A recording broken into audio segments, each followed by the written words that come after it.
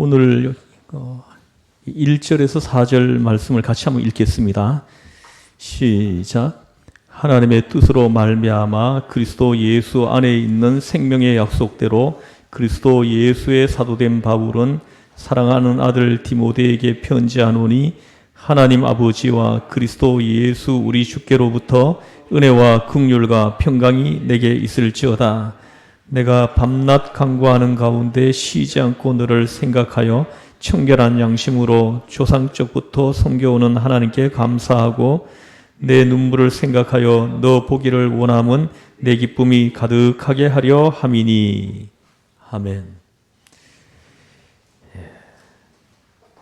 2절에 보면은 사랑하는 아들 디모데에게 편지하노니 합니다. 사도 바울은 디모데를 사랑하는 아들 이렇게 부릅니다. 사랑하는 아들에게 편지하노니. 오늘 주시는 말씀은 사도 바울이 영적인 아들 디모데에게 주시는 말씀입니다. 오늘 디모데에게 주신 말씀은 크게 세 가지인데요. 그 첫 번째가 뭐냐 하면 디모데의 믿음이 어떤 믿음인지 그것을 먼저 말씀합니다.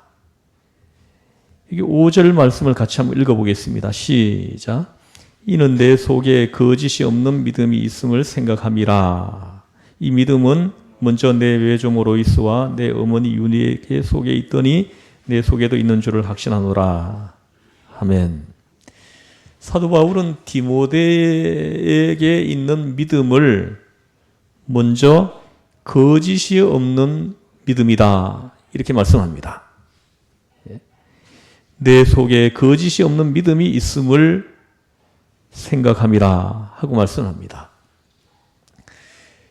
디모데의 믿음을 거짓이 없는 믿음이라고 한마디로 말씀을 하고 있습니다. 거짓이 없는 믿음이 있다 합니다. 사랑하는 성도 여러분, 오늘 이 말씀을 통해서 예수님께서 우리를 향해서 주시는 말씀이 너의 믿음은 거짓이 없는 믿음이다. 이 말씀을 듣기를 주의 이름으로 축복합니다. 거짓 없는 믿음이라고 말씀을 합니다. 그러면 거짓 없는 믿음은 어떤 믿음입니까? 진실한 믿음, 진실한 믿음입니다. 무슨 말씀입니까? 진실이란 무엇입니까? 진실은 반드시 행동으로 나타나게 되어 있습니다. 진실이란 지속성을 가지고 있습니다. 그런데 한번 믿는 듯 하더니 없어졌다면 그것은 거짓 믿음입니다. 그래서 진실한 믿음, 거짓 없는 믿음은 행동으로 나타난다는 거죠. 그 믿음이 삶 속에서 삶으로 나타나게 되어 있다는 것입니다. 그리고 순간순간 바뀌는 것이 아니라 지속성을 가지고 있다는 것입니다. 디모데의 믿음이 바로 이런 믿음이라는 거죠. 그냥 예배 드릴 때 아멘 하고 받고 그치는 믿음이 아니라 삶 속에서 들려주시는 그 말씀이 나타나는 것이 바로 디모데의 믿음이었다는 것입니다. 그런데 이렇게 보면은 사람 앞에 나타내려고 하는 믿음이 있습니다.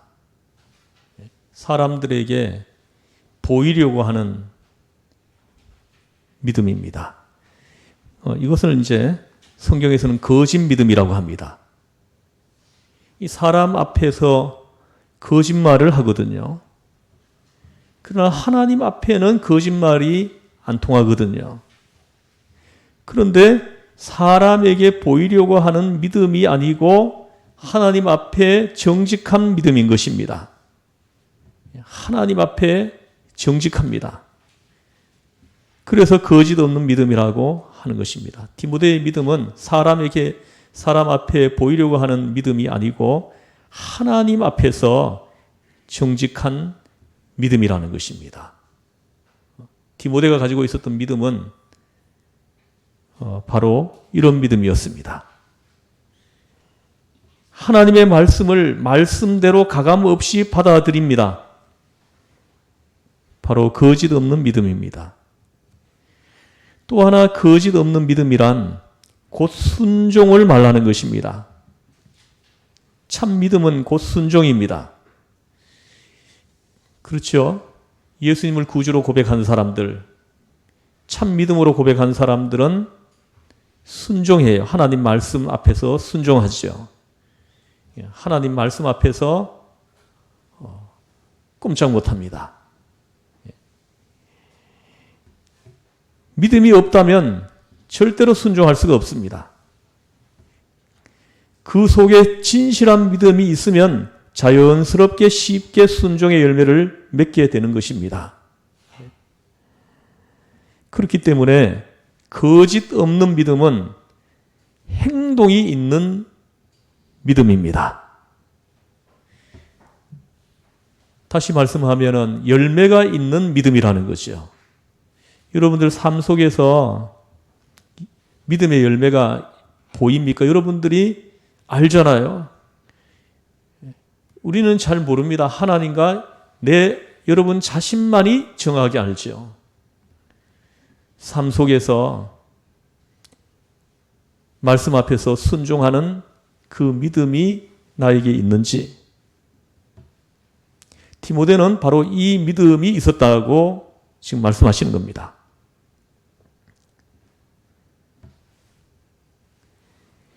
거짓 없는 믿음은 행동이 있는 믿음이고 열매가 있는 믿음이고 헌신이 있는 믿음입니다. 야고보서 2장 14절 17절에 보면 믿음이 있노라 하고 행함이 없으면 거짓 믿음이다. 죽은 믿음이다. 합니다.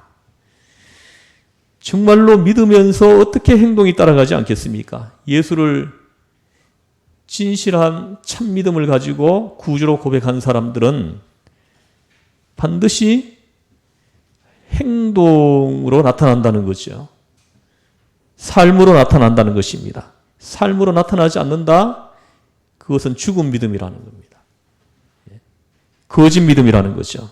여러분들이 지금 주일날 교회 와서 예배 드리고 가지만은 찬송 부르고 하지만은 삶 속에서 하나님의 말씀이 여러분 삶 속에서 나타나지 않는다면은 그 믿음은 거짓 믿음이다 하고 말씀하시는 겁니다.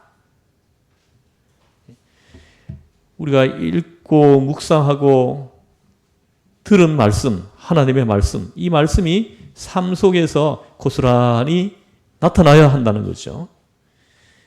삶 속에서 열매로 맺혀져야 한다는 것입니다. 그 믿음을 거짓 없는 믿음이다. 디모데의 믿음이 바로 그런 믿음이었다 하고 말씀하시는 겁니다. 여러분, 어떤 때 집에 머물고 있는데 누가 밖에서 큰 소리로 불이야 합니다. 불이 났다고 하는 그 소리를 믿는 사람은 어떻습니까? 벌떡 일어나서 뛰쳐나가겠죠. 행동으로 나타나는 것입니다. 그 불이야 하고 소리 지르는 그 소리를 믿는 사람은 반드시 뛰쳐나가게 돼 있어요. 그러나 안 믿는 사람은 안 나가겠죠. 장난이다 이렇게 생각한 사람들은 안 나가겠죠. 그런데 문제는 믿고도 안 나가는 사람이 있다고 한다면은 그 사람은 정신병자죠. 불이 났다고 크게 소리 지르는데 불이 난 사실을 믿어요. 믿는데 안 뛰쳐나간다는 거죠. 이런 사람은 정신병자죠. 참 믿음은 하나님의 말씀을 수용하는 믿음입니다. 하나님 말씀을 그대로 아멘 하고 순종함으로 받아들이는 믿음이라는 거죠. 하나님의 진리를 사실대로 받아들이는 믿음입니다. 이것을 받아들일 때 어떻게 행동하지 않을 수 있고 헌신하지 않을 수 있고 순종하지 않을 수 있겠습니까? 그래서 사도 바울은 디모데의 믿음을 참 귀한 믿음이다, 거짓 없는 믿음이다 하십니다. 그 다음에 디모데의 믿음을 그 첫 번째는 거짓 없는 믿음이다 하고 말씀하시고, 두 번째는 전통이 있는 믿음이다 합니다. 뿌리가 있는 믿음이라는 거죠. 자기 혼자만의 믿음이 아니고 할머니와 어머니로부터 이어받은 믿음이다 하고 말씀을 하시는 것입니다. 매우 중요한 부분입니다. 디모데는 어릴 적부터 예수님을 구주로 고백하고 믿었다는 것입니다. 믿음의 가정에서 자랐습니다. 전통이 있는 믿음입니다. 디모데는 아버지가 헬라 사람이고 어머니가 히브리 사람이었습니다. 그런데 이스라엘 전통은 지금도 이렇습니다. 이스라엘 사람끼리 남녀가 결혼을 하는 것은 정상적이지만 반드시 그렇진 않잖아요. 이스라엘 사람들끼리만 결혼하지 않잖아요. 외국 사람하고 결혼하기도 합니다. 지금 뭐 우리도 보면 한국 사람하고만 결혼하지 않지 않습니까? 외국 사람들하고도 국제 결혼하잖아요. 그래서 이스라엘 민족끼리만 결혼을 하는 것이 아니라는 거죠. 그래서 히브리 남자와 예를 들어서 한국 여자가 서로 결혼을 했다고 해보겠습니다. 그 사이에 아이가 태어난다면 그 아이는 히브리 사람이 아닙니다. 이스라엘 사람들은 외국인으로 취급해요.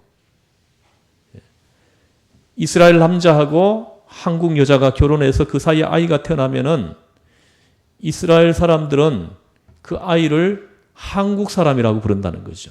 이스라엘 사람이라고 하지 않고. 그런데 히브리 여자와 한국 남자가 결혼을 했다면 거기서 태어난 아이는 히브리 사람이라고 합니다. 곧바로 이스라엘 시민권을 줍니다. 무슨 말씀입니까? 이 신앙은 모계이라는 거죠. 모계.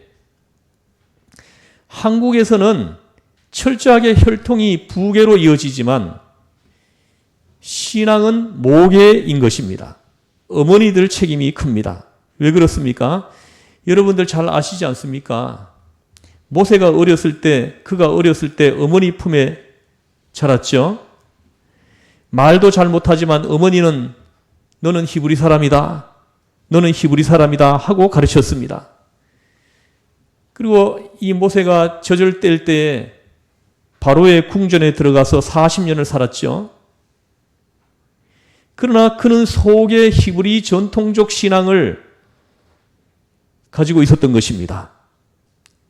그것을 우리는 기억해야 합니다. 그걸 누가 가르쳤습니까? 어머니가 가르친 거예요. 젖을 물리면서 가르친 거죠.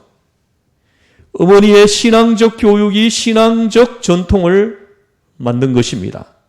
어머니는 그런 면에서 참으로 중요한 분인 것입니다. 그래서 오늘 본문에도 이 믿음은 내 외조모 로이스와 내 어머니 유니게 속에 있더니 너의 속에도 있다 하고 말씀을 하시는 것입니다. 디모데의 믿음은 좋은 전통을 가지고 있다는 것입니다. 좋은 신앙의 유산을 이어받은 믿음의 사람이다 하고 말씀을 하시는 것입니다. 아우구스티누스의 어머니 모니카, 아주 유명한 어머니죠. 그는 안 믿던 남편의 구원을 위해서 16년을 기도한 사람입니다. 16년 만에 남편이 돌아왔어요. 또 아들을 위해서는 30년을 기도한 어머니입니다. 그래서 남편을 예수 믿게 했고 아들을 성자되게 했습니다. 그런데 아우구스티누스가 한 말을 들어보십시오. 나의 어머니는 내가 어머니의 젖과 함께 구주 그리스도의 이름을 마시고 자라나게 했다. 어머니는 나에게 젖도 먹게 하셨지만 구주 예수 그리스도의 이름을 먹게 하여 나를 키우셨다 하고 말했습니다. 그리고 그가 회심한 후에 신앙이 깊이 들어간 다음에 한 말 가운데 더 유명한 말이 있습니다. 오 주님, 만약에 제가 당신의 자녀라면 그것은 당신이 먼저 당신의 자녀다운 어머니를 저에게 주셨기 때문입니다. 하고 말을 했습니다. 또 이런 말도 했습니다. 위하여 기도하는 어머니가 있는 자식은 절대로 망하지 않는다. 이것은 자기 체험인 것입니다. 자식을 위해 기도하는 어머니가 있다면 그 자식들은 절대로 망하지 않는다는 것입니다. 외할머니와 어머니의 기도가 그 믿음이 디모데에게 이어진 것입니다. 그래서 전통이 있는 믿음이다 하고 디모데의 믿음을 말씀합니다. 사도 바울은 디모데의 믿음을 이제 언급하고 두 번째는 이제 디모데의 사명을 언급합니다. 6절 말씀을 같이 한번 읽어보겠습니다. 시작. 그러므로 내가 나의 안수함으로 내 속에 있는 하나님의 은사를 다시 불릴 듯하게 하기 위하여 너로 생각하게 하노니. 아멘. 내가 나의 안수함으로 합니다. 사도 바울이 디모데를 안수했거든요. 그래서 그는 말씀합니다. 나의 안수함으로 내 속에 있는 하나님의 은사를 다시 불릴 듯하게 하기 위하여 합니다. 믿음의 아버지가 믿음의 아들에게 선교사로 안수하게 되는데 안수하게 될 때 특별한 은사가 있었다는 것입니다. 성령의 충만함을 받았다는 것입니다. 대개가 그렇습니다. 우리가 장로로 안수를 받든지 목사로 안수를 받든지 권사로 안수를 받든지 보면은 안수할 때 대체로 그때에 감격하지 않은 사람이 없고 또 눈물을 흘리지 않는 사람이 없습니다. 안수받을 때 그 감격을 평생 잊지 못하는 사람이 있어요. 그 감격을 떠올릴 때마다 눈물을 흘리는 사람들이 있습니다.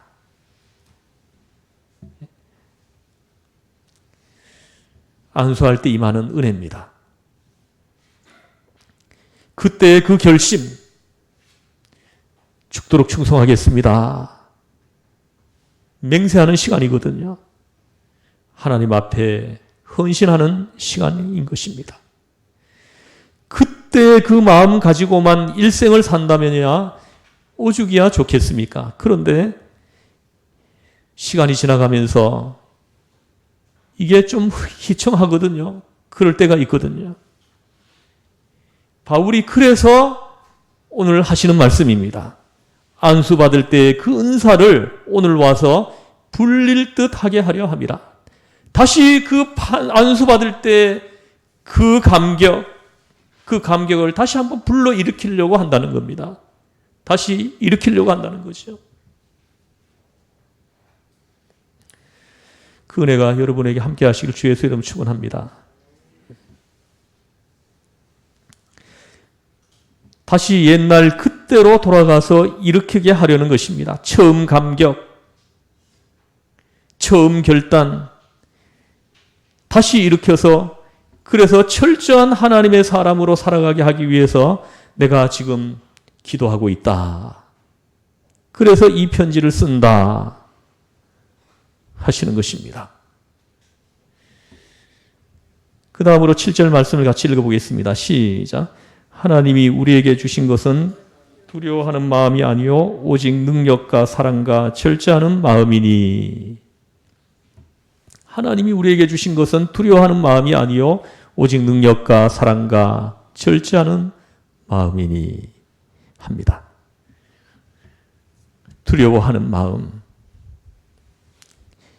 그렇습니다. 우리 임직받은 사람들이 이런 마음이 있어요. 두려워하는 마음이 항상 이렇게 있습니다. 내가 하나님 앞에 충성하지 못함으로, 신실하지 못함으로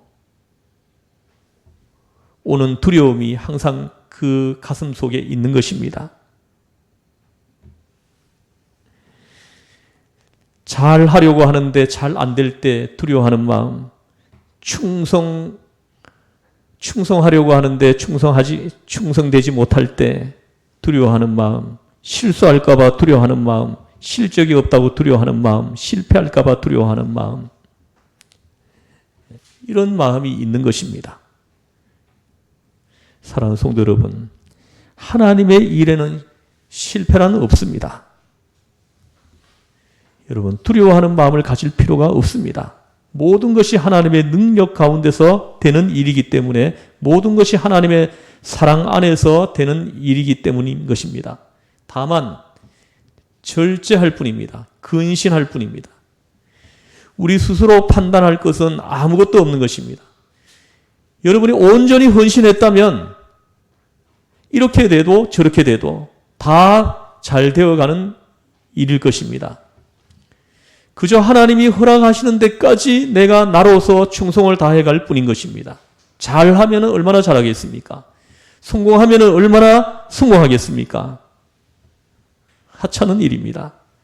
완전히 헌신한 사람은 아무런 두려움이 없는 것입니다. 왜 그렇습니까? 벌써 다 알고 있기 때문입니다. 내가 실수한 것도 하나님께서는 성공으로 만드신다는 거예요. 내가 잘못한 것도 더 잘된 결과로 찾아오게 한다는 것입니다. 이 많은 과정을 거치고 나면 아무것도 두려워할 것이 없습니다. 다 하나님의 능력 안에서 되는 일입니다. 다 하나님의 사랑 안에서 되는 일이기 때문인 것입니다.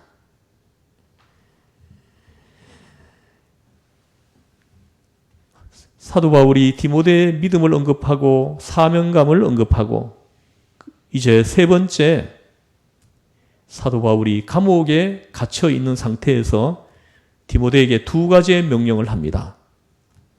하나가 부끄러워 말라. 또 하나는 고난을 받으라 합니다. 8절 9절을 같이 한번 읽어보겠습니다. 시작.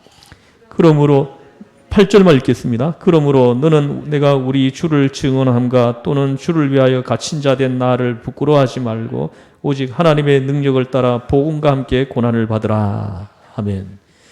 이 디모데후서는 사도 바울이 제일 마지막에 쓴 편지입니다. 이 편지 쓰고 선교하신 거예요. 그래서 사도 바울이 지금 감옥에 갇혀 있습니다. 사도행전에는 사도 바울이 3번 선교 여행을 한 것으로 3번 선교 여행한 것이 기록되어 있지만은 바울 서신 13권을 연구해 보면 살펴보면은 사도 바울이 한 차례 선교 여행을 더 했다는 사실을 알 수가 있습니다. 그러니까 총 4차례의 선교 여행을 했다는 거죠. 이 감옥에서 한번 풀려나서 또 한 번의 선교 여행을 했습니다. 그때 그레데를 방문해서 그레데 교회를 세우고 했죠. 그리고 난 다음에 또 체포된 거예요. 체포돼서 지금 감옥에 갇혀 있습니다. 지금은 4차 선교 여행을 하는 도중에 체포되어서 감옥에 갇혀 있는 상태에서 디모데에게 이 편지를 쓰는 것입니다. 그래서 지금 감옥에 갇혀 있어요. 감옥에 갇혀 있으면서 디모데에게 두 가지를 명령하는 것입니다. 그 하나가 부끄러워하지 말아라. 강한 명령입니다. 갇힌 자 된 나를 부끄러워하지 말라. 왜입니까? 믿음의 아들로 바울을 생각할 때 좀 괴롭거든요. 부끄럽거든요. 지금 보십시오. 사도 바울은 디모데를 사랑하는 아들아 하고 부릅니다. 그럼 디모데는 어떻게 됩니까? 아들이죠. 사도 바울은 아버지인 거예요. 근데 아버지가 지금 감옥에 갇혀 있습니다. 복음을 전파하다가 감옥에 갇혀 있어요. 당시에 이 감옥은 이렇게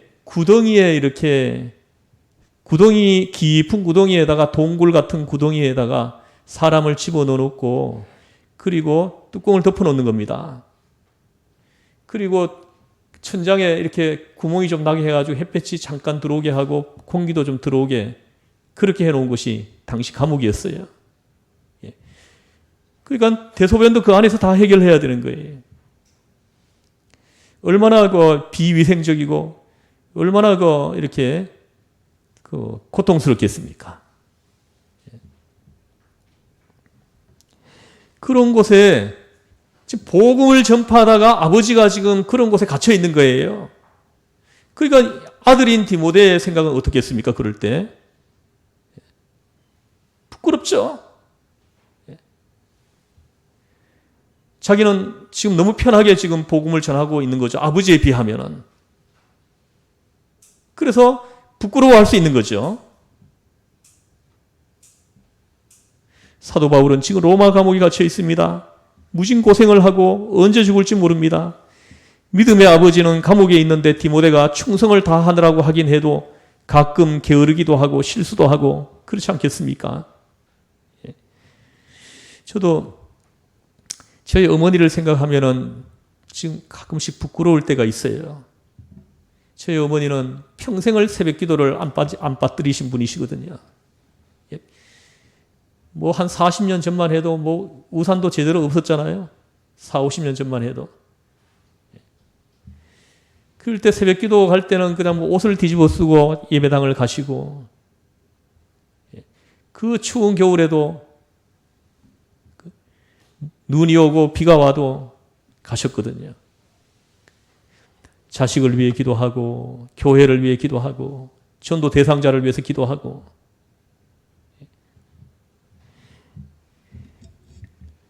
그 어머니를 생각하면은 저는 좀 부끄럽거든요. 저는 잠을 너무 많이 자는 것 같고 기도도 너무 안 하는 것 같고 부끄러운 생각이 드는 거죠. 그 어머니를 생각하면 지금 디모데가 그런 거예요. 그 아버지 사도 바울이 지금 처해 있는 그 환경을 생각하면은 자기가 좀 너무 부끄러운 거예요. 좀 더 충성하지 못하고 좀 더 이렇게 신실하지 못하고 복음을 위해서 수고하지 못한 이런 것들이 자꾸 느껴져서 좀 부끄러워하는 거죠.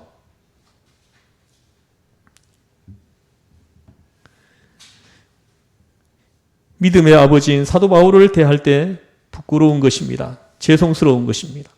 그 아버지의 그 아들의 못되지 않습니까? 아버지 죄송합니다. 제가 시원치 않아서 아버지는 감옥에서 그 고생을 하시는데 나는 이렇게 저렇게 몸이 약하고 게으르고 신실지 못합니다. 전도도 많이 못합니다. 기도도 부족합니다. 부끄러워하는 것입니다. 지금 구체적으로 부끄러워하는 것입니다. 그래서 이 말씀을 하시는 것입니다. 감옥에 갇혀 있는 나를 부끄러워하지 말라 하는 것입니다. 얼마나 실제적이고 심리학적이고 너그러운 아버지의 말씀입니까? 내가 감옥에 있다고 너는 부끄러워하지 말아라. 아버지가 감옥에 있으면 예를 들어서 좋은 음식을 먹으려고 하면 그게 목구멍에 넘어가겠습니까? 아버지가 지금 감옥에 있는데.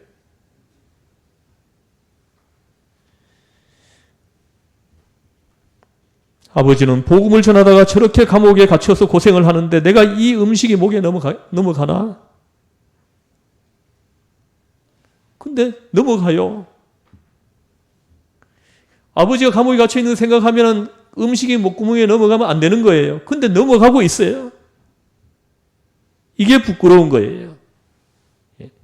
그렇지 않습니까? 그렇다고 해서 어떻게 살아야겠습니까? 사도 바울이 디모데에게 아들아 부끄러워하지 말아라 합니다. 나는 왜 바울처럼 고생을 하지 못하나? 왜 나는 감옥에 있지 않는가? 이걸 부끄러워할 것 없다 하시는 것입니다. 바울의 깊은 뜻이 여기에 있습니다. 여러분, 순교보다 중요한 것이 있습니다. 그것이 뭐냐면 순교적으로 사는 것입니다. 순교는 일시적으로 가능합니다. 총으로 탕 쏘면은 5분 안에 순교합니다. 어느 목사님의 글을 읽어보니까 이런 이야기가 있습니다. 어느 날 북한에서 온 분이 한 분 찾아와가지고 만났는데 그분이 이렇게 말하더랍니다. 여러 사람이 잡혔다는 거예요. 믿음 생활을 하다가. 근데 여러 사람이 순교하는데 자기만 안 죽이더라는 거예요. 그래서 자기가 거기서 죽어야 되는데 안 죽었다는 거죠. 그것을 부끄러워하는 거예요. 자기가 지금 순교 다 당하는 중에 자기가 살은 거에 대해서 부끄러워하는 것입니다. 그 이야기를 하면서 눈물을 흘리더랍니다. 순교라는 거, 그것도 정말 쉬운 건 아니지만 순교적으로 사는 것은 더 힘든 것입니다.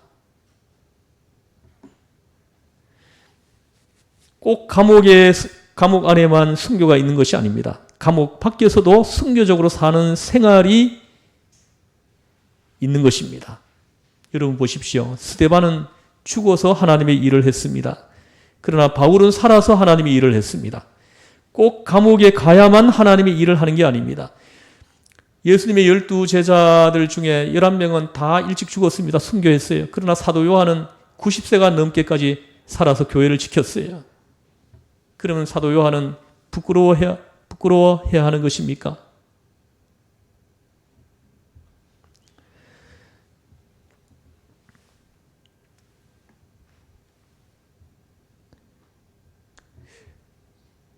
사랑하는 성도 여러분, 순교적 삶을 요구하는 것입니다. 사도 바울은 그래서 내가 감옥에 있고 너는 감옥 밖에 있다고 절대로 부끄러워하지 말아라 하는 것입니다. 왜냐하면 믿음의 아버지인 사도 바울이 볼 때 믿음의 아들인 디모데의 그 삶이 어떤 삶인지를 다 알고 있거든요. 너의 삶이 내가 여기서 목이 잘려 죽는 것보다 더 귀한 삶을 살고 있다는 거죠. 이것이 첫 번째 명령입니다. 부끄러워하지 말아라. 그 다음에 두 번째 명령은 복음과 함께 고난을 받으라 하고 말씀합니다. 고난을 받으면 복음을 위해서 살다가 고난을 받으면 그것이 순교다 하시는 것입니다.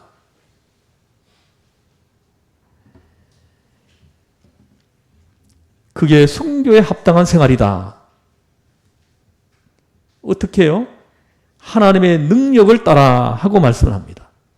내가 고난당하는 것, 하나님의 능력이 없어서가 아닙니다. 하나님의 능력이 있기 때문에 고난을 당하는 것입니다.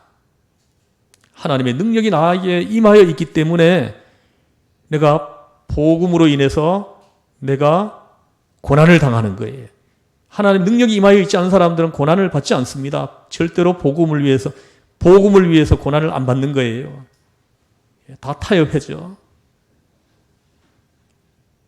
세속 사람들하고 똑같이 그냥 살면 되니까 고난을 받을 일이 없습니다.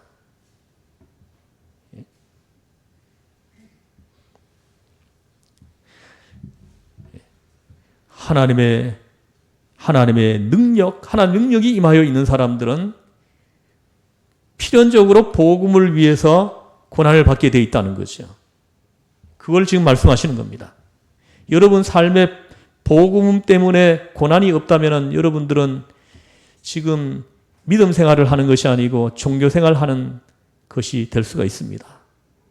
잘 살펴보셔야 돼요. 복음 때문에 하나도 손해본 것이 없다면, 복음 때문에 내가 희생한 것이 하나도 없다면, 복음 때문에 내가 조롱을 받아본 적이 없다면,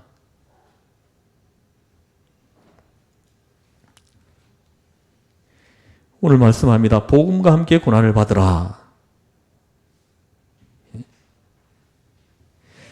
그러나 이 고난을 받지만은 그 고난을 능히 이길 수 있다는 것입니다. 왜냐하면 하나님의 능력을 따라서 받는 고난이기 때문에.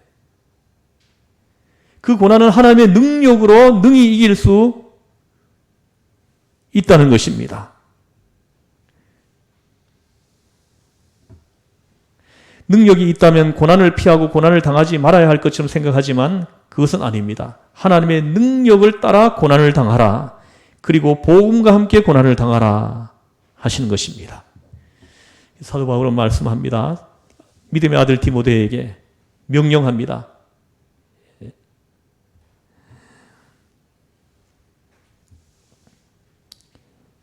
부끄러워하지 말아라. 복음과 함께 고난을 받으라 하고 말씀을 합니다. 이제 우리 기도하겠습니다. 하나님 아버지,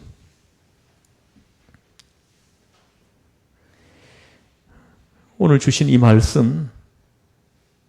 말씀이 우리 마음판에 들어와서 박혀지게 하셔서 우리의 믿음 생활에 능력으로 생명으로 나타나게 하여 주시옵소서. 우리 주 예수님의 이름으로 기도드리옵나이다.